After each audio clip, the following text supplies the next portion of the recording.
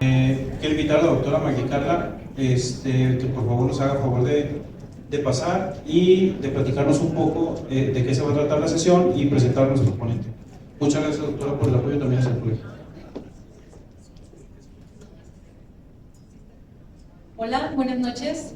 Me da mucho gusto estar aquí con ustedes y también presentarles al doctor Juan Carlos Cisneros Lesser.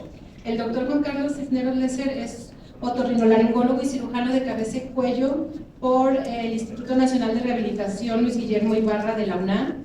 Él también tiene una alta especialidad en otología, neurotología y cirugía de base de cráneo lateral del Hospital das Clínicas de la Universidad de Sao Paulo en Brasil, una maestría en Ciencias de la Salud por el Instituto Politécnico Nacional, doctorado en Ciencias de la Salud y otorrinolaringología por la Universidad de Sao Paulo, Brasil. Él es fundador de la alta especialidad en otología y neurotología del Instituto Nacional de Rehabilitación, avalada por la Universidad Nacional Autónoma de México, y al día de hoy está dedicado a la práctica privada en la clínica de Otorrino 360 en la Ciudad de México. Me da mucho gusto que esté con nosotros y él va a platicar con nosotros acerca de la enfermedad de Meniere. Bienvenido, Juan Carlos.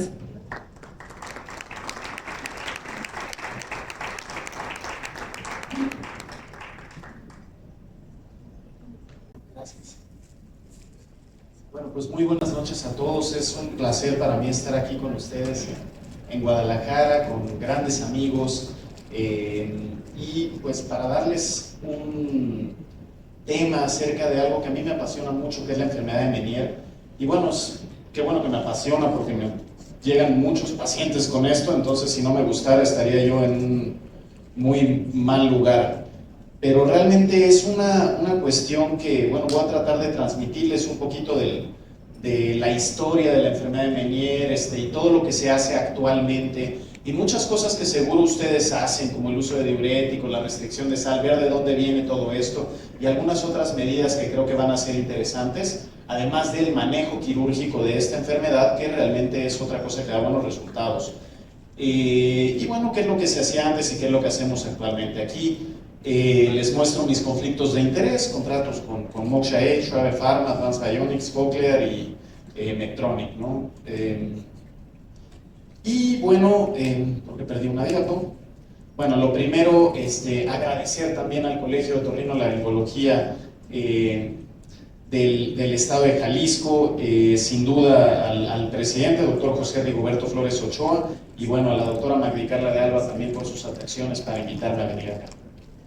Muy bien, comencemos a hablar un poco acerca de Próspero Meniere y vean el tiempo que tiene el diagnóstico de enfermedad de Meniere, ¿no? Entonces, 1861 vino una primera lectura en la Academia Imperial de Medicina, donde Próspero Meniere dijo, bueno, el aparato auditivo que está perfectamente sano de repente puede volverse loco y ser haciendo problemas funcionales. Accidentes cerebrales recurrentes con inestabilidad, desequilibrio, caídas, náusea, vómito, seguido de la sordera más profunda. Existen todas las razones para creer que la lesión de estos problemas está en los canales semicirculares. Y esta fue la primera mención acerca de esto, Próspero Meniere, que vivió de 1799 a 1862. Y fíjense que a septiembre del 2023, que fue la última vez que tuve como la intención de hacer una revisión más precisa de esto, PubMed enlistaba ya 8.130 publicaciones sobre enfermedad de Meniere. Desde entonces, ¿no? Desde 1883, siendo esta está presente en PubMed y la pueden accesar, pero evidentemente el 87% de las poblaciones de las publicaciones que existen vienen de 1990 en adelante, que es cuando ha habido más cambios. Y ahora que tenemos un acceso mucho más fácil por medio de internet a toda esta información. Entonces, yo creo que todos trabajan más o menos de una manera similar, ¿no? La enfermedad de Meniere de una forma escalonada. Esto es un artículo que tuve oportunidad de publicar en 2017 junto al doctor Carlo Pane, donde mencionábamos acerca de cómo creemos o cómo creíamos que se debían de llevar las cosas en base a toda la revisión que hicimos. Y creo que casi todos hacemos lo mismo, empezamos con una dieta con restricción de sal, evitando además en la dieta ciertos detonantes de enfermedad de Meniere como los taninos, entre algunas otras cosas, sobre todo detonantes de cefalea migrañosa, son muy parecidos también a lo que nos da enfermedad de Meniere, y el uso de diuréticos del que vamos a hablar. El siguiente escalón vendría siendo la betaistina y algunos otros medicamentos como sinaricina dimenhidrinato, que ya tienen algunos estudios de seguimiento, pero realmente tratar una enfermedad mediante frenadores laberínticos probablemente no es lo más correcto, pero bueno, vamos a hablar mucho acerca de betaistina y de dónde viene en esta plática. Corticoides intratimpánicos seguramente seguiría como siguiente escalón de tratamiento, y muchas veces corticoides sistémico también, ¿no? Vamos a hacer énfasis en esto, y de ahí para mí el escalón, y es la modificación que tal vez sea interesante, después de corticoide intratimpánico, cuando el paciente tiene una buena audición y las cosas no me están yendo bien, lo siguiente que yo le ofrezco al paciente es la cirugía de saco endolinfático. Gentamicina intratimpánica la pondríamos más o menos al mismo nivel. Sin embargo, la genta, a pesar de que es algo que se puede hacer en consultorio mediante una infiltración intratimpánica, a veces una, a veces dos, a veces tres dosis, regularmente no más que eso,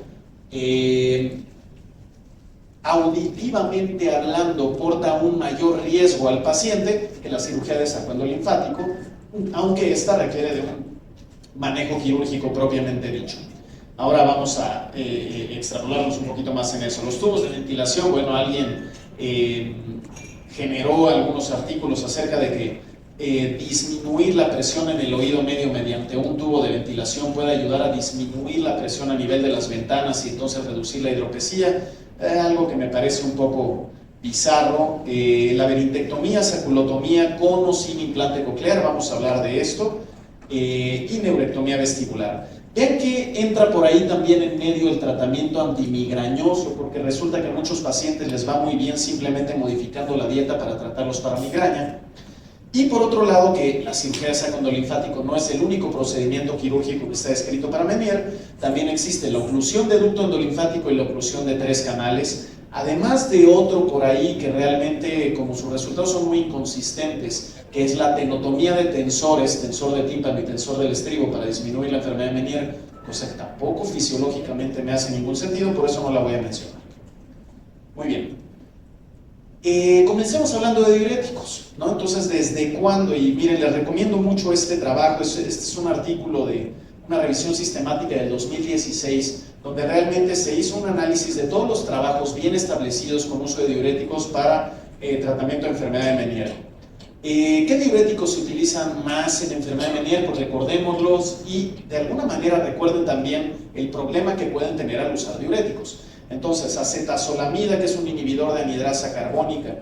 Recuerden que este aumenta la excreción de sodio y potasio y además bicarbonato en la orina. Entonces, recuerden que la principal complicación que podemos tener, además de hipocalemia en los pacientes que están tratados con acetazolamida, es acidosis metabólica. Entonces, siempre tener esto presente. Pero realmente la acetazolamida es probablemente el diurético que hace más sentido utilizar en enfermedad de Meniere. Porque ¿qué hace? Es un inhibidor de anhidrasa carbónica a nivel renal. Pero ¿qué creen? También hay anhidrasa carbónica a nivel de las células oscuras de la estría vascular. Entonces, de hecho, son estas células oscuras y es enzima la que se encarga de transformar perilinfa en endolinfa. Dicho de esta manera, pues el diurético que realmente estaría más dirigido dentro de todos los que tenemos para tratar algo en el oído interno, acetazolamida. Solo tenemos que manejarla con cuidado. Clortalidona, que también nos inhibe resorción de sodio y cloro a nivel de la ADGL, también se ha utilizado. Hidroclorotiazida, probablemente otro de los diuréticos más utilizados para tratamiento de Meniere. Les puedo decir que en el Instituto Nacional de Rehabilitación la mayor parte del grupo de audiología, cuando ellos trataban enfermedad de Meniere, sepan que hay 40 audiólogos en el INR, utilizaban casi todos hidroclorotiazida.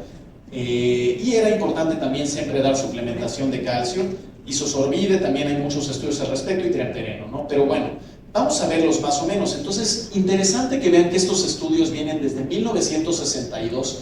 Fue la primera vez que se utilizó hidroclorotiazida y la verdad es que se hacía sin un sustento. La idea era meramente deshidratar el oído interno, porque lo que sabían es que ocurría una hidropesía endolinfática.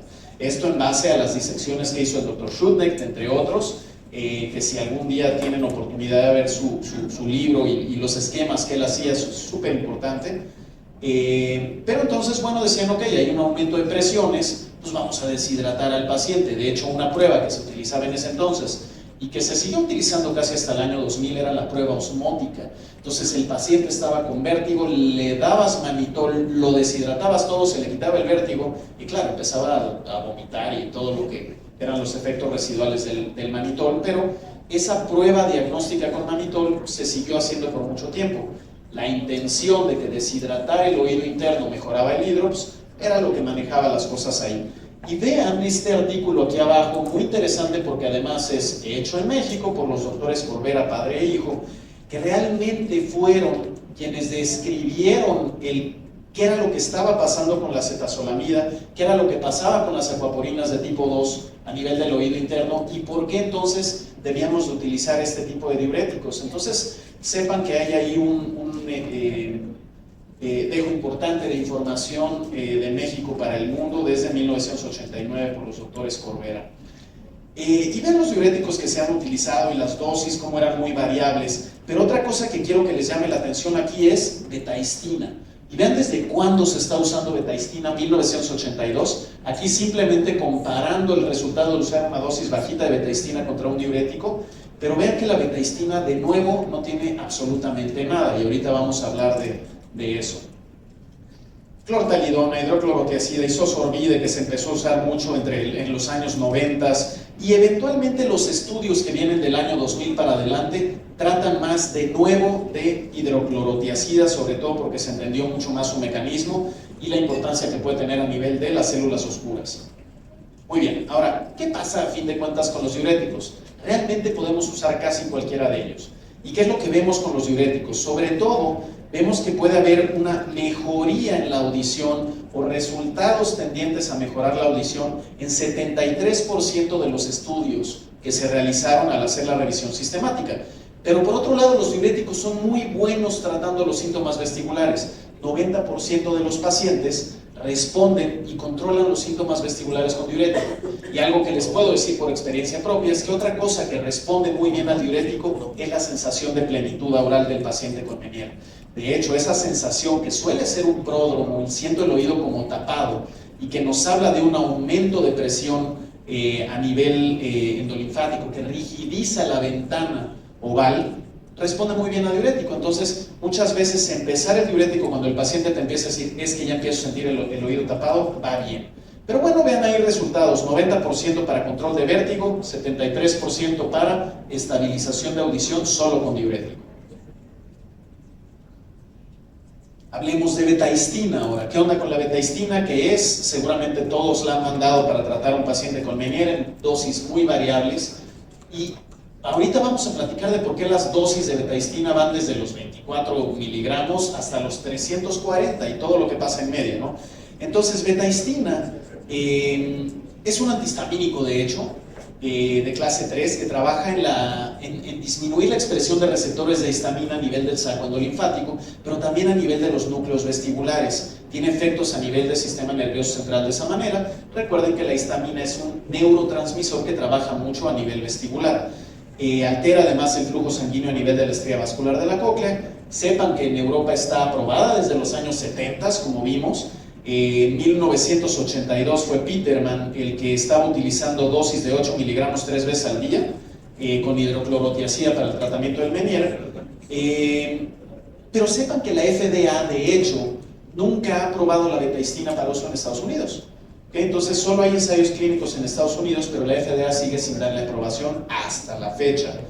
¿Y por qué pasa esto? Porque hubo una revisión de Cochrane que generó muchas dudas hacia la FDA porque mostró que no había evidencia real de efectos benéficos a las dosis usuales de betaistina. ¿Qué eran dosis usuales? 8 miligramos 3 veces al día, 24 miligramos al día o hasta 48 miligramos al día. De ahí que vino este cuate, ¿no? El doctor Michael Stroop y su grupo. Y Michael Stroop es el cuate que más ha trabajado con betaistina y realmente tenía un apoyo farmacéutico muy importante para esto y por eso pudo hacer todos los estudios que pudo hacer con dosis altísimas. Pero ¿qué fue lo que él fue viendo? Bueno, primero en este trabajo, que es del 2008, él trató a 50 pacientes con lo que él llamó dosis bajas, que eran un máximo de 72 miligramos al día, y trató a 62 pacientes con lo que él llamó dosis altas, 144 miligramos día, dosis altas para ese entonces, después van a ver hasta dónde llegó. Y lo siguió cada 3 meses por periodo de 1 año. ¿Y qué vio? Vio que ambos grupos mejoraron, ¿ok? Véanlo aquí en los meses, en base al número de episodios que tenían por mes, pero vean que realmente el grupo de 144 miligramos al día, que es este de acá, mejoró de manera más sustancial. Entonces ahí fue la primera vez que él dijo, no, es que esas dosis bajas ya no deben de ser utilizadas. La dosis más baja que deberíamos utilizar en el paciente de manera diaria son 48 miligramos 3 veces al día. Ya hay una presentación actualmente de 48 miligramos, o podemos usar 2 cápsulas 3 veces al día, ¿ok? Problema con estas dosis, efectos gastrointestinales que a veces no son deseables. Pero él no se quedó ahí. Posteriormente, este trabajo en 2011, lo que él quiso ver era, en 11 pacientes que no respondían a lo que él entonces llamaba dosis alta, 144 miligramos al día, o sea, 48 miligramos 3 veces al día, los aumentó hasta 480 miligramos, ¿ok? 6 cápsulas cada 8 horas. Esto de entrada no es costeable para un paciente y un escenario clínico real, ¿ok? Pero repito, él tenía este apoyo por la farmacéutica. Y de acuerdo a él, a estas dosis altísimas hubo buena tolerancia, tanto con algo de efectos gastrointestinales, disgeusia y fatiga en algunos pacientes. Pero lo que hizo fue esta curva de sobrevida de Kaplan-Meier, donde él muestra que conforme más altas las dosis en miligramos, evidentemente era menor el número de ataques persistentes de vértigo en los pacientes, y de esa manera él dice, bueno, pues es que lo que tenemos que hacer es dar dosis entonces de 340 miligramos al día. Yo no sé si alguno de ustedes ha mandado esa cantidad de betaistina, pero realmente los pacientes no la toleran bien. Entonces, ¿qué es lo que sí podemos hacer? Artículo del 2018.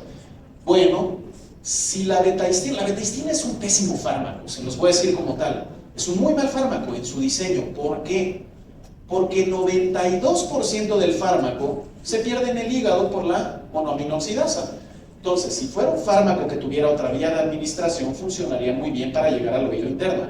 Pero de toda la betaistina que toma el paciente, aproximadamente un 6 a un 8% de la betaistina realmente llega al sistema nervioso central y oído interno, que es nada.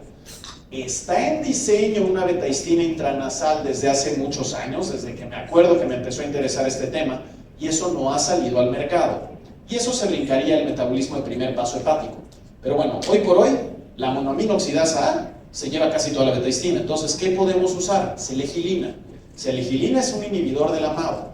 Entonces, es equivalente, vean esto, es equivalente dar 4 cápsulas cada 8 horas de betaistina 24 miligramos, o sea, estoy hablando de 340 miligramos, a dar 3 cápsulas de betaistina más una de selegilina. Ok, eso lo podemos trabajar. Ahora, la única cosa es que si usamos selegilina en el paciente, tenemos que tener pruebas de función hepática cada tanto tiempo para ver que no estemos afectando el hígado por usar un inhibidor de la MAO. ¿Ok? Pues no le tengan tanto miedo. Realmente es algo que podemos hacer y eso nos lleva a dosis mucho menores de betaistina. Y les puedo decir que sí tengo un buen número de pacientes que se me han controlado cuando ya los tenían 2, 2, 2, ¿sabes qué? 3, 3, 3, ¿sabes qué? Una más selegilina, paciente está bien. Nada más que sí, PFH más o menos cada 3 meses. Y como ven aquí este estudio, pues lo que vieron es las dosis de betaistina, cómo las pudieron ir reduciendo conforme administraron a los pacientes selegilina y controlaron los episodios de vértigo. Entonces, esta es una alternativa para realmente llevar ese medicamento a ser más funcional. Bien. Tratamiento migrañoso, les decía que uno de los escalones intermedios colados ahí es meramente tratar al paciente como si fuera migrañoso. Y vean esto, 27 pacientes con enfermedad de Meniere definitiva que fallaron la terapia médica con diuréticos. Los trataron con antimigrañosos y dieta para migraña, los siguieron 18 meses. ¿Qué les daban? Nortriptilina, verapamil o nortriptilina más verapamil o topiramato. ¿Y qué? 92% de los pacientes con enfermedad de Meniere que no habían respondido a tratamiento convencional respondieron a tratamiento antimigrañoso. Sugerencia, que todos sus pacientes con enfermedad de Meniere lleven una dieta antimigrañosa. No solo les digan, restringe la sal de tu dieta, quítate cacahuates, quítate taninos, quítate chocolate, ¿okay? Quita vino tinto, quita soya, ¿okay? Y de esa manera van a tener un mejor control con la dieta de estos pacientes. Vean aquí cómo se comparaban los resultados finales de la calidad de vida de los pacientes con enfermedad de Meniere antes y después de los tratamientos, y cómo realmente cuando fueron tratados con dosis profilácticas de migraña, pues realmente todos ellos tuvieron una mejoría muy importante en sus scores de calidad de vida mental, físico y social, ¿no? Como lo vemos acá, aquí vemos el cambio en el score, y todo eso fueron resultados significativos. En este artículo, por ejemplo, entonces hacen este algoritmo. Entonces dicen, si tú ya lista a tu paciente hidroclorotiazida o triamtereno por 6 meses antes de la presentación, y le sugieres al paciente, porque no se está controlando, entonces, cambios en el estilo de vida, hacer un estilo de vida antimigrañoso con cambios dietéticos, puedes además hacer una de estas dos: agregar nortriptilina 25 miligramos 4 veces al día con un crecimiento gradual hasta estarlo utilizando por 3 semanas, ¿ok? O utilizar verapamil. Si no mejoran, haz terapia combinada, nortriptilina y verapamil, ¿ok? Si no mejoran, puedes agregar topiramato. O sea, realmente es un tratamiento casi estándar como lo que se podría utilizar. ¿Qué otro medicamento les puedo decir que puede ser de gran utilidad para estos pacientes hoy por hoy y que ya volvió al mercado? Flunaricina. La flunaricina controla muy bien los síntomas migrañosos sin todos los efectos adversos que tiene, por ejemplo, el topiramato. Entonces, consideren esto también en su manejo de pacientes con Meniere. ¿Qué viene después? Hablar de corticoide intratimpánico. Entonces, ¿cuál vamos a poner? Pues en México, dexametasona. Hay preparados de metilprednisolona, pero la mayoría de ellos son oleosos. Hace poco hablaba con un colega de ustedes aquí, el doctor Gabriel Paz, quien me dice, yo sí he usado metilprednisolona en mis pacientes. ¿Okay? Se las he infiltrado. ¿Y de dónde la consigues? No, pues la traigo de aquí a allá y la cruzan de Tijuana. O sea, ok. Bueno, Dexa es lo que tenemos. 8 miligramos en 2 mililitros. ¿Ok? Y lo podemos utilizar. Metilprednisolona es lo que se usa en Estados Unidos y en muchos países de Europa. ¿Sí funciona mejor? Sí funciona mejor. Realmente es mejor la metilprednisolona. Y como lo comenté con él en algún momento, o sea, si tienen alguna vía para conseguir una metilprednisolona que sea adaptable para aplicar en el oído, pues perfecto. Una de las cosas que yo aplicaba era Depomedrol, en algún momento lo estoy usando, que es una pomada de metilprednisolona, pero les duraba mucho tiempo ahí adentro. Pero bueno, se puede utilizar. ¿Por qué? Porque las concentraciones endolinfáticas que se alcanzan son mayores con metilprednisolona que con dexametasona, y eso sí está demostrado. Ahora, sin importar cuál usemos, dexa o metilprednisolona, podemos llevar a un control clase A un paciente con Meniere en el 71% de las veces por un periodo de hasta 2 años. ¿Ok? Entonces, en 7 de 10 veces, su paciente descontrolado con Meniere con medicamentos va a responder bien a dexa. ¿Ok? Y ven estos estudios. Entonces, hay varios estudios aquí desde el 2004 al 2017. Importantes. De Garduño Anaya es un estudio hecho en México también en el Instituto Nacional de Neurología.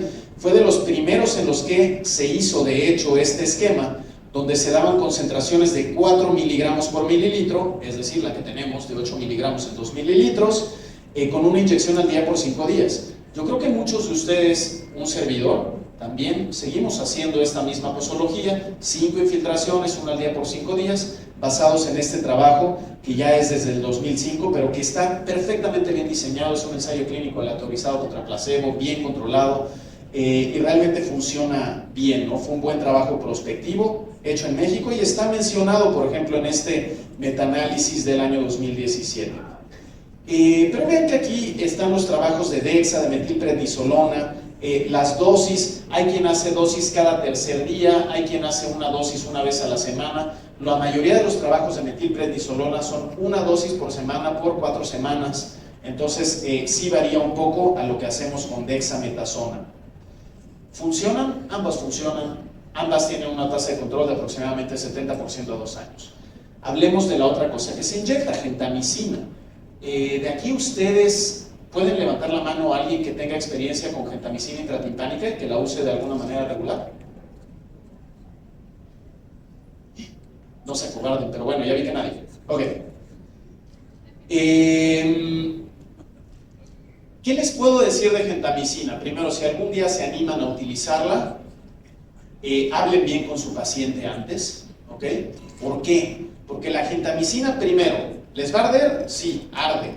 Aun cuando la diluyes con algo de bicarbonato, eso disminuye un poco el ardor, pero sí, la aplicación de gentamicina arde. Segundo, les va a dar el peor vértigo que les ha dado desde que empezaron con Menier. Pero les debe decir, sí, te va a dar uno muy feo, pero probablemente sea el último. El problema es que los va a dejar con una inestabilidad crónica sin vértigo. ¿Ok? Entonces, todos los pacientes que llevan agenda eventualmente van a requerir rehabilitación, porque realmente la agenda va a generar una labirintectomía química. ¿Ok? La respuesta a agenda es variable en las personas. La respuesta a los aminoglucósidos está determinada en cuanto a autotoxicidad de manera genética en nosotros.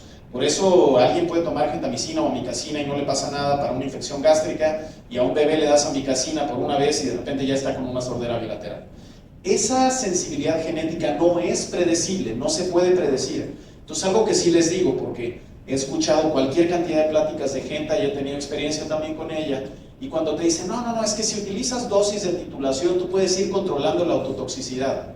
No, perdónenme, pero la autotoxicidad no se controla. ¿Ok?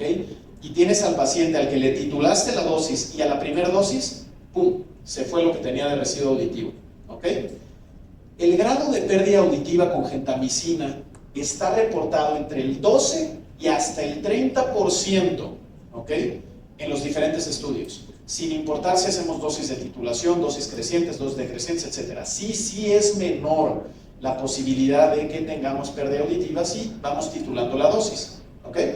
Y lo que es muy importante es que a todos estos pacientes los vayan siguiendo, ya sea con una prueba de videoimpulso cefálico o VHIT, ¿ok?, para ir viendo cómo se va perdiendo la función de esos canales, o lo que hacíamos antes, pruebas de deshielo y pruebas térmicas, donde primero vayas viendo cómo se pierde la función con gentamicina en pruebas con calor, ¿no?, con agua caliente, después lo haces con agua fría, y antes de hecho queríamos llevar al paciente hasta un punto en el que ya ni con agua de deshielo daba respuesta.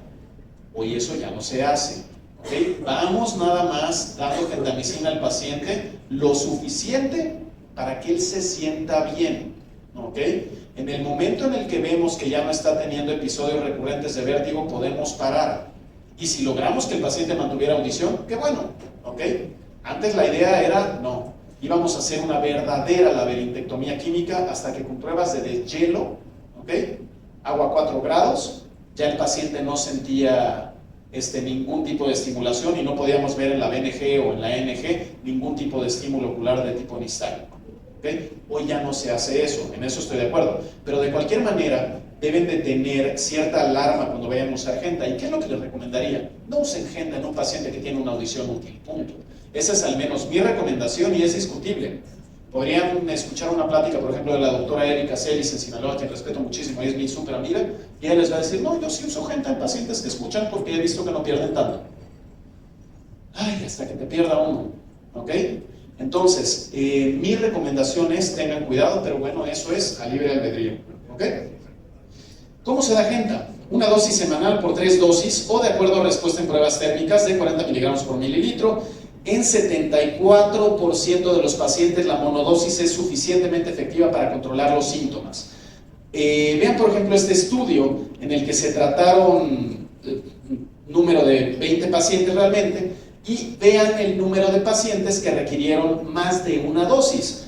El 74% de los pacientes controlan el vértigo con una sola dosis y no tenemos por qué ir más allá, que era lo que hacíamos antes. Otro 11% se controlan a la segunda dosis. Entonces ahí ya estamos hablando del 85%.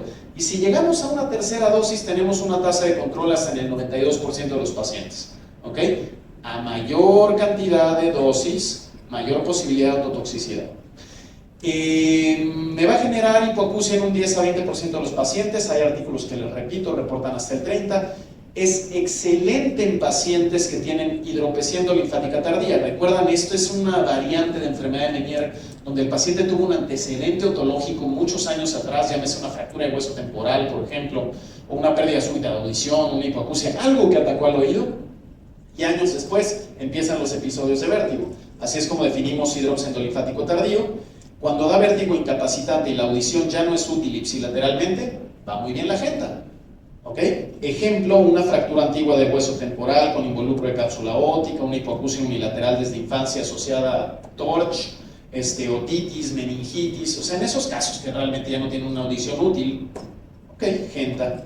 Y por otro lado, una cosa que sí es muy válido decir de la gentamicina es que al no hacer una laberintectomía mediante fresado o destrucción, más que una destrucción química, esta no imposibilita que ese paciente, una vez que le controlaste el vértigo con genta, le puedas poner un implante coclear, porque no estás alterando la anatomía y hoy por hoy cada vez es más disponible para todos el implante.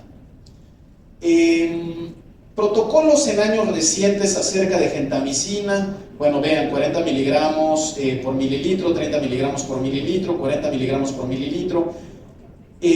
Los estudios más actuales trabajan dosis mucho más bajitas, 16 miligramos por mililitro, ¿ok? Y de aquí en adelante, realmente ya los estudios van trabajando esas dosis que se llaman dosis de titulación o dosis bajas, ¿ok? Para alcanzar una concentración de gentamicina máxima de 48 miligramos por sesión. Con eso, por ejemplo, hay artículos que reportan cero pérdida auditiva, ¿ok? Pero vean que hay artículos que reportan 20, 26%, 20%, que no fue significativa, etcétera, ¿no?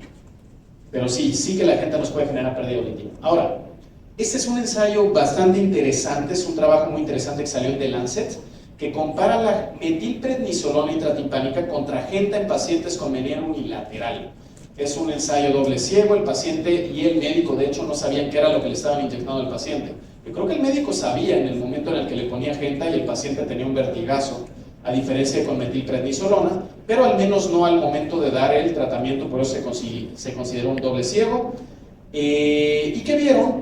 Vieron que en los últimos 6 meses de tratamiento la eficacia de ambos fármacos era prácticamente idéntica, salvo que metilprednisolona no tiene ningún riesgo de ser ablativo y de generarte pérdida auditiva, ¿ok? Entonces, vean que la eficacia de genta fue del 87%, de metilprednisolona 90%, no hubo diferencias estadísticamente significativas entre los dos fármacos, ambos fármacos controlaron bien las cosas, y bueno, dijeron entonces, al menos en este trabajo, en esta revisión, el corticoide intratimpánico es tan efectivo como la gentamicina intratimpánica, pero con un perfil de seguridad mayor. Vamos a la parte quirúrgica, siguiente escalón terapéutico. Bueno, esto es de un trabajo que tuve oportunidad también de publicar en 2017, son las imágenes de una descompresión de saco endolinfático en el oído izquierdo. Ahora vamos a ver un video por si algunos de ustedes no están expuestos a esta cirugía. Se descomprime todo el seno sigmoide, se descomprime la dura de la fosa posterior, teniendo como límite inferior aquí abajo el bulbo de la yugular, como límite superior el seno petroso transverso y hacia adelante canal semicircular posterior. Vean aquí cómo se está abriendo el saco y de la manera en la que yo aprendí a hacer esto fue poniendo una laja de Silastic, cosa que ya no hago actualmente, pero así aprendí a hacerlo con el doctor Ricardo Bento. Esa era la técnica clásica del doctor Paparella. Entonces se ponía una laja de Silastic con una forma de T y se creaba un shunt permanente. ¿Ok? Vean que en este trabajo reportamos la experiencia en poco más de 95 pacientes con descompresión de saco endolinfático. Todos entraban al protocolo en clases E o F de la clasificación de la Academia Americana de Otorrinolaringología y vean que 49 y 31, ¿ok? Pacientes, que son aproximadamente el 90% de los pacientes, regresaron a clases A y B después de la descompresión de saco endolinfático. Por otro lado, una cosa que pasó de manera interesante, y bueno, estos resultados también se vieron en los pacientes que eran bilaterales, ¿no? Donde aproximadamente un 75% de los bilaterales también fueron a un muy buen resultado después de descompresión, ¿ok? Y otro 14% fueron al menos a clase C. Pero algo que se vio aquí es que después de la descompresión de saco endolinfático y estabilización de la enfermedad, un porcentaje no despreciable, 14% de los unilaterales y 28% de los pacientes con menea bilateral recuperaron además audición. Y eso lo vamos a ver ahorita en un caso que operé más recientemente.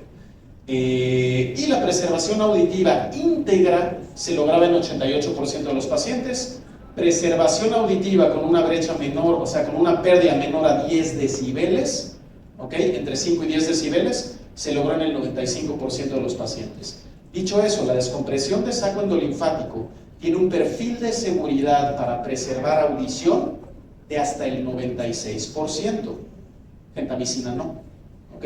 Por eso les digo, y los pongo más o menos a la par, porque uno es un tratamiento invasivo, agresivo, quirúrgico, el otro es una laberintectomía con un riesgo de pérdida auditiva. Entonces, ahí ustedes pueden ver que va un poco mejor.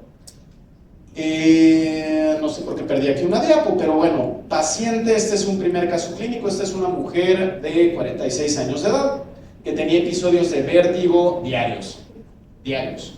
Y cuando estaba bien, eran 2 a la semana, ¿ok?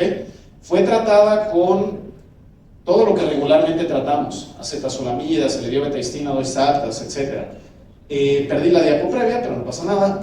Aquí lo que vemos es que tiene un Fukuda positivo a la derecha. Era una paciente que tenía un Meniere izquierdo muy franco. El René izquierdo era no captante.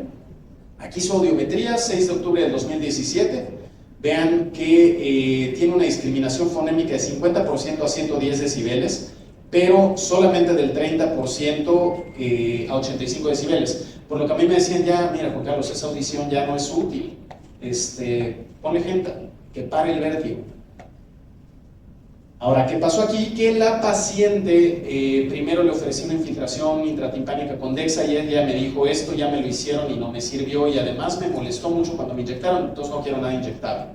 Bueno, dimos tratamiento con betaistina, que en ese entonces yo la usaba como máximo 1 cada 8 horas, además de acetazolamida, hidroxicina para que estuviera tranquila y durmiera en la noche, dieta hiposódica, no se controlaba. Optamos por hacer una descompresión de saco endolinfático. Entonces les voy a mostrar una cirugía de descompresión, espero que la puedan ver bien. Es un oído izquierdo, estamos viendo aquí el seno sigmoide esqueletonizado, pared posterior del conducto, ¿okay? Tegmen hacia este lado, punta de la mastoide, ranura digástrica. Ya tengo ahí el seno sigmoide bien esqueletonizado y entonces comienzo a trabajar la fosa posterior, ¿no? La meninge que cubre la fosa cerebral posterior, entre seno sigmoide y canal semicircular posterior. Vean que ahí ya tengo la meninge lista. Y una maniobra que es muy interesante, esto que les estoy señalando aquí con la manita, este es el ducto endolinfático, que es fácilmente distinguible. A veces, me voy a regresar tantito, cuando no encuentren el saco, busquen el ducto, ¿ok? Y si ustedes hacen presión gentil, como la están viendo ahí, van a ver el ducto tensarse por debajo del canal semicircular posterior, y eso les va a orientar a que el saco endolinfático en efecto está ahí. Hay muchas marcas, como la línea de Donaldson, por ejemplo, que la trazamos siguiendo el eje del canal semicircular horizontal, y sabemos que lo que queda debajo de esa línea va a ser la zona del saco endolinfático. El saco endolinfático es un doble revestimiento de meninge, de manera tal que si ustedes lo abren de manera adecuada no va a salir líquido cefalorraquídeo. A veces cuando el paciente tiene mucha hidropesía, sale como un poquito de presión de líquido y eso es esperable y que no les espante. Una vez que lo abren, lo pueden disecar. Y algo que actualmente hago ya no es ponerle una alhaja de Synastic para dejarlo permanentemente abierto, porque en mi concepto actual eso solo genera más daño al saco endolinfático y fibrosis, sino que de acuerdo a los estudios del doctor Daniel Lee, que empezó a poner muy de moda desde 2018, aprovecho para inyectar también corticoide ahí mismo. ¿Okay? Entonces infiltramos de corticoide el saco endolinfático, y esto no está descrito, pero yo lo pongo para vivir tranquilo. Le dejo unas esponjitas de gel foam con Dexa, que es que para que dure más tiempo la Dexa. Pero bueno, eso es maña personal. Es una cirugía que, si ustedes son cirujanos que gustan de la cirugía del oído, si les gusta hacer mastoidectomías, si hacen mastoidectomías radicales, si hacen petrosectomías, esto es ir un poquito más allá, ¿ok? Y realmente es una cirugía relativamente segura. Complicación, fístula del líquido cefalorraquídeo, si se pasa, ¿ok? Hay que repararla al momento, eso sí, ¿no? Porque sí les puede generar una hospitalización más larga. La verdad es que estos pacientes yo los mando a casa a las 24 horas. Y vean la evolución de este paciente. Entonces, 2017 prequirúrgica, 2017 posquirúrgica, 2 meses después. 2018, enero de 2018, ya me discrimina 100% a 80 decibeles y 90% a 60. Y era esta paciente que tenía un oído aparentemente no útil y no le quisimos dar Genta. Año 2020, ¿ok? Discriminando 100%, muy feliz como usuaria de un auxiliar auditivo con audición estable y sin episodios de vértigo. Esta era su posturografía antes de cirugía. Esta es su posturografía en el 2020. O sea, realmente la cirugía de descompresión del saco endolinfático es efectiva, ¿ok? Entonces es algo a lo que no deben de tener miedo. Este médico, el doctor Isam Saliba, es alguien que es Importante en el tema de cirugía de enfermedad de Meniere, tiene dos trabajos muy importantes, uno de 2015 y uno de 2018, en el que describió la oclusión del ducto endolinfático. ¿Ocluirlo? ¿Cómo así? No? Pues que no, el ducto endolinfático es el que promueve la salida de endolinfa desde el oído interno, que no, si lo ocluimos entonces vamos a generar más hidropesía. Bueno, creo que el que él tenga resultados exitosos ocluyendo el ducto, pues solamente nos dice que sabemos menos de lo que creemos que sabemos de la enfermedad de Meniere, ¿no? Y que probablemente lo que hemos venido haciendo a lo largo de los años de descompresiones de saco endolinfático, con shunts, sin shunts y esto, es literalmente desfuncionalizar el saco endolinfático, que es un órgano inmunológicamente activo, ¿ok? Que promueve enfermedad de Meniere, sí. Y bueno, él realmente lo que justifica no es eso. Él lo que dice es que al ocluir parcialmente el ducto endolinfático, ¿vieron en la cirugía el diámetro del ducto? Un hilito que les decía, esto aquí donde está mi manita, ese es el ducto. ¿Cómo lo vas a ocluir? Él dice que debes de hacer una oclusión del 70% del ducto para evitar el reflujo endolinfático a través de la válvula de Bast. Y es lo que mediante estudios en modelo anatómico, él dijo que eso es lo que él está haciendo y que eso es lo que está trabajando. Lo hace con clips vasculares, yo realmente veo eso como algo muy difícil. Él reporta tasas de éxito del 94% con seguimiento a 10 años, ¿ok? Y reporta entre sus artículos más de 140 pacientes ya tratados. Tuve la oportunidad de tener una plática con él en abril del 2022, donde él ya reportaba que tenía 207 pacientes tratados. Ahora, en esa mesa redonda había gente que trabaja mucha enfermedad de Meniere. Yo era el más verde de todos, con total certeza, entre los que estaban ahí. Y lo curioso es que nadie más, que no fuera él, ha intentado ocluir el ducto endolinfático. Dicho eso, cuando yo encuentro trabajos de una técnica quirúrgica que está reportada por un solo cirujano, donde solo él la hace, y reporta tasas de éxito altísimas, yo tengo mis dudas, ¿ok? Y hasta que esto no pase la prueba del tiempo y pase por otros cirujanos y realmente todos corroboren que los resultados con la oclusión del ducto endolinfático son efectivos, yo evitaría hacer esta técnica, pero se las menciono porque es importante. Esta teoría del reflujo endolinfático a través de la válvula de Bast es algo que también ya se probó a través de nuevos estudios. Este es un estudio del 2021 en el que también estuvo él involucrado, y bueno, que generan una nueva etiología fisiopatológica para la enfermedad de Meniere. No sé si vieron también un artículo interesante que salió más o menos en 2021, donde encontraban en el saco endolinfático otoconias.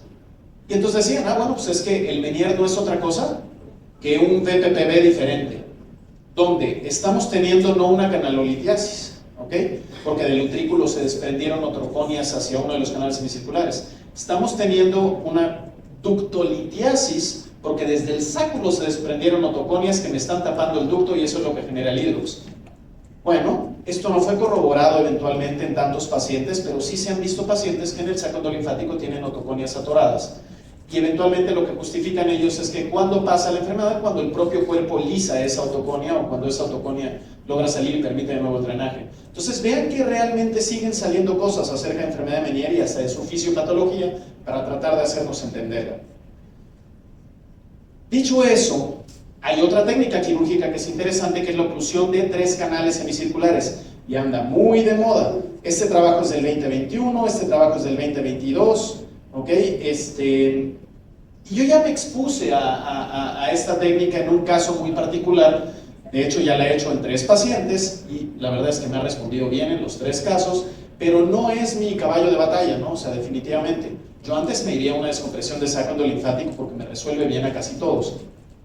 ¿Qué hizo, por ejemplo, en este paciente que dijera yo, no, con descompresión no va? Miren, masculino de 56 años, diabetes tipo 2 e hipertensión de larga evolución en control. Le explotó una válvula de presión a 2 metros, lo manejaron como un barotrauma. Él desde entonces tuvo vértigo de horas de duración 2-3 veces al mes, acúfeno izquierdo constante, le hicieron una infiltración intratimpánica en 2 ocasiones, con gentamicina, otro médico, con control parcial en ambos casos, tuvo ciclos de corticoide sistémico, betaistina en dosis altas, y desde diciembre del 2021 él tenía vértigo de presentación diaria sin respuesta ni a la gentamicina intratimpánica, ni al corticoide, ni a la betaistina. ¿Qué vimos en este caso? Pues ven cómo a nivel de justamente la zona donde pasa el ducto endolinfático hacia el saco endolinfático, tengo un trazo de fractura. Entonces es un paciente que tuvo una fractura longitudinal que pasó en un lugar muy desafortunado, ahí pegando en el ducto endolinfático, y conforme ven ahí las imágenes, ahí se ve ese trazo de fractura, ¿ok? Que se volvió ya evidente y que justamente afectaba el ducto. Entonces, como que dije, ok, tiene o lacerado o lastimado el ducto y el saco endolinfático. Si descomprimo el saco, probablemente no logre mejorar las cosas. Entonces, bueno, hicimos esto: descompresión de saco y obliteración de conductos semicirculares. Y bueno, van a ver que la técnica es muy similar. De hecho, vean aquí el ducto endolinfático y vean cómo él pasa por debajo del canal semicircular posterior que está aquí. Aquí está el ducto. ¿Ok? Quitamos todo el hueso posible, ya tenía eso descomprimido. Y una vez que tuve mi descompresión de saco, no me preocupé por abrirlo, inyectarlo y esto y lo otro. Solo quería descomprimirlo para quitar ese hueso del trazo de fractura y ver ya realmente meninge blandita ahí. Y empezamos el trabajo en los canales semicirculares. ¿Qué es lo que debemos de hacer? Debemos de llevar esos canales a una línea azul, ¿ok? Para exponer simplemente el endostio. Nunca debemos abrir el endostio. Si abrimos el endostio, el paciente va a perder la audición. Es una técnica segura siempre y cuando logremos preservar el endostio. Vean ahí el saco endolinfático, lo estoy presionando, el ducto como pasa por debajo del canal posterior, ¿ok? Y vamos a continuar el trabajo en los canales. Entonces vamos enmarcando los 3 canales semicirculares. Esta técnica vino derivada de los trabajos que se hicieron para oclusión de canal semicircular posterior para tratamiento de BPPV recurrente intratable, donde realmente se vio que era una técnica segura.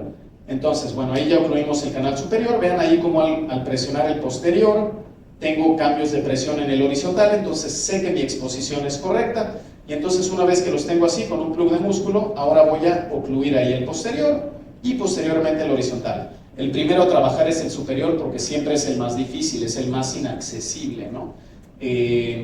Pero una vez que quedaron ahí bien ocluidos, pues listo. Entonces lo que utilizamos puede ser un plug de fascia, un plug de músculo, ¿ok? Y encima cera para hueso, ahí está uno de ellos ocluido, el otro ocluido. ¿Y qué estamos haciendo aquí?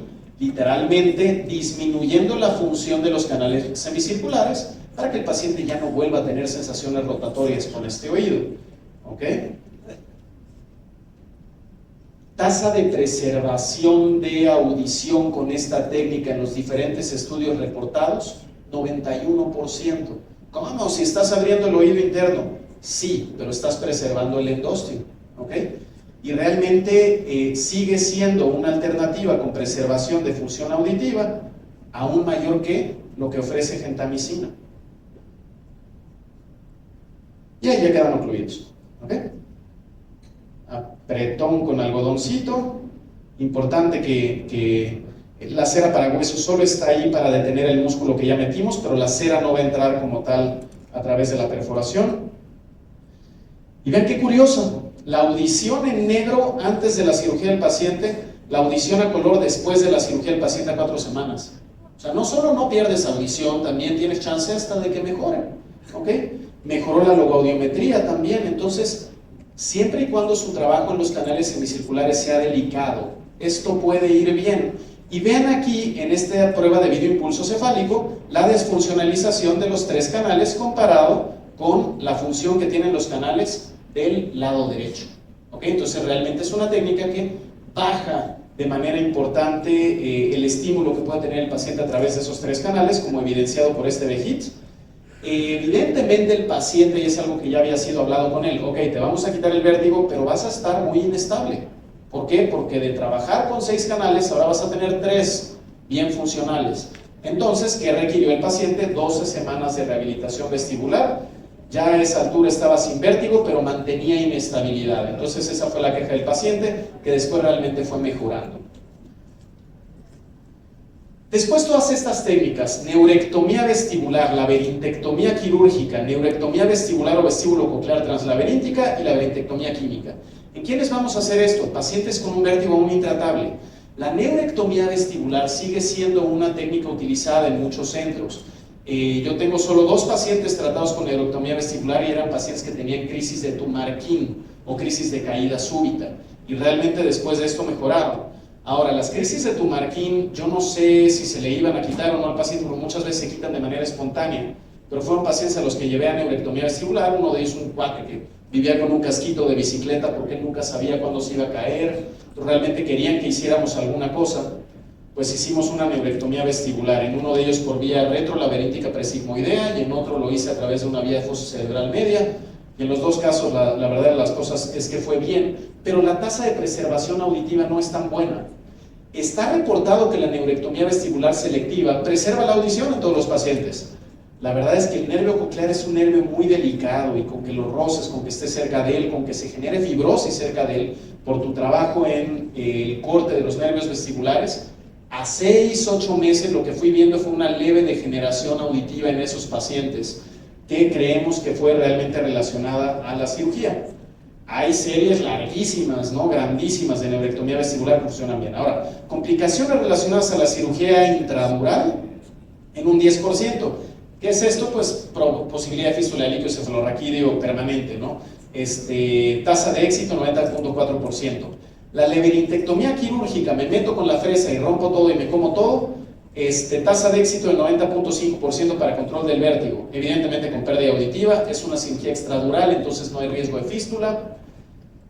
Y puedo combinar ambas, meterme haciendo una laberintectomía quirúrgica y llegar translaberíntico al nervio vestibular y seccionar los dos nervios vestibulares. Y esto mejora la tasa de éxito de control de vértigo hasta un 96%, pero añade el riesgo de fístula. O puedo hacer una laberintectomía química congénita, como ya la hemos venido platicando, ¿ok? Que es importante porque preservar la anatomía me permite realizar cirugía de implante coclear a futuro. Entonces, hoy estas técnicas quirúrgicas están cada vez más en desuso para tratamiento de Meniere. Aquí les muestro algunas imágenes de las neurectomías que he realizado con 3 diferentes vías de abordaje. Esta fue retrosigmoidea endoscópica, la trabajé con neurocirugía, y realmente pues se puede ver padrísimo el paquete 7-8. Retrolaberíntica con microscopio, pues aquí están también, ¿no? Y podemos trabajar bien los nervios vestibulares. Cuando los trabajamos desde esta vía retrolaberíntica microscópica, los vestibulares quedan viendo hacia mí, entonces es fácil seccionarlos. Retrolaberíntica endoscópica, ¿ok? Y también les insisto, pues puede trabajarse mediante vía fosa cerebral media. Controversias ya casi para acabar del tema de actualidades de enfermedad de Meniere, ¿no? ¿Qué hacemos en cuanto a descomprimir saco endolinfático, con o sin shunt, ocluyendo el ducto, infiltrar el saco, o sea, todo lo que tenga que ver con saco endolinfático, versus ocluir 3 canales semicirculares, versus tenotomía de los tensores, que les digo es otra técnica quirúrgica que está ahí descrita. Entonces, ¿qué técnica quirúrgica probablemente sea mejor? Puede ser algo que es controvertido, yo les presento aquí nada más la experiencia que he podido acumular. Cuando hay crisis de Tumarkin, estas crisis de caída que son peligrosas, clásicamente lo que se hacía era una laberintectomía quirúrgica o una neurectomía vestibular selectiva.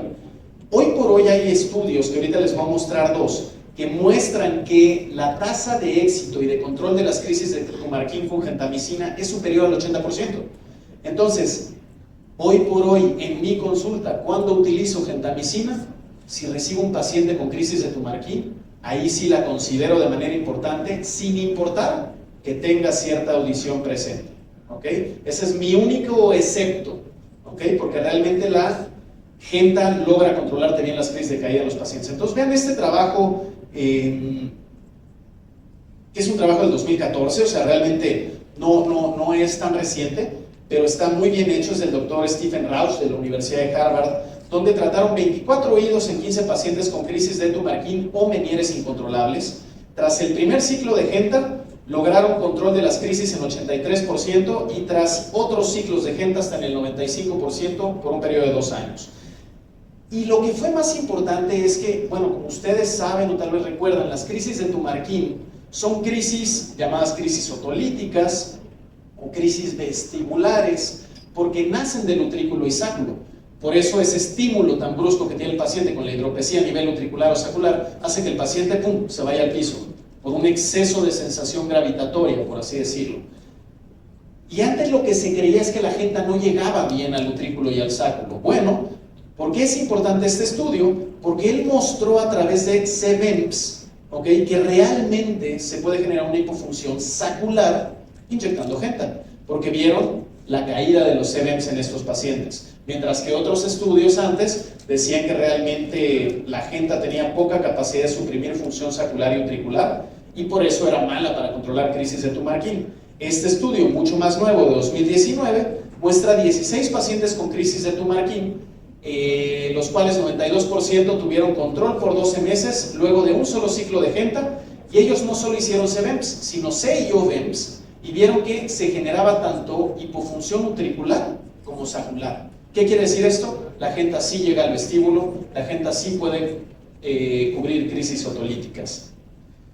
Y bueno, este trabajo, para recalcar algo que he venido mencionando una y otra vez en esta plática, ¿se puede hacer una laberintectomía simultánea con implante coclear en pacientes con Meniere unilateral? Sí.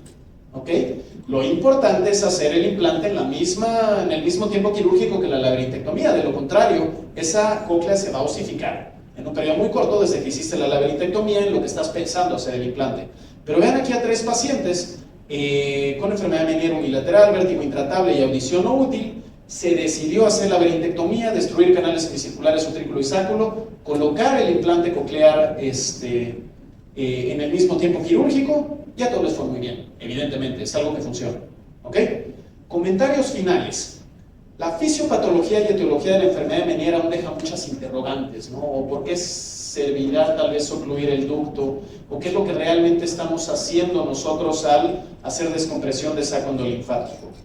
El tratamiento escalonado iniciando por la dieta, restricción de sal y diuréticos es adecuado en la mayoría de los pacientes. Yo les puedo decir que 9 de 10 pacientes se van a quedar en esa etapa, ¿ok?